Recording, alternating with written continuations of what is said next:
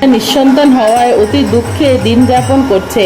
আমরা তার প্রজা, তিনি আমাদেরকে পুত্রের মতো প্রতিপালন করেন, কিন্তু তিনি পুত্রহীন বলে আমরাও সবাই মর্মাহত। তার দুঃখ দূর করতে আমরা এই বনে প্রবেশ করেছি।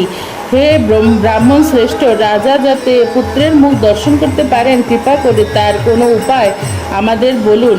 তাদের কথা শুনে মুনিবর ধ্যানমগ্ন হলেন। কিছু সময় পরে রাজার পূর্বজন্ম বৃত্তান্ত বলতে লাগলেন।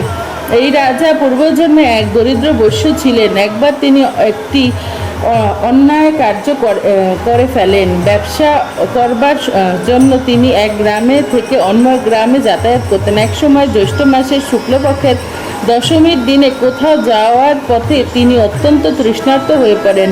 গ্রাম প্রান্তে একটি জলাশয়ে তিনি দেখতে পান, সেখানে জলপানের জন্য যান। একটি গাভী ও তার বাছুর সেখানে জলপান করছিল। তাদেরকে তাড়িয়ে দিয়ে তিনি নিজেই জলপান করতে লাগলেন।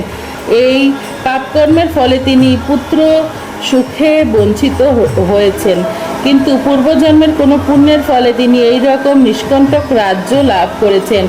এই মুনিবর, হে মুনিবর, শাস্ত্রে আছে যে পুণ্য দ্বারা পাপক্ষয় হয়, তাই আপনি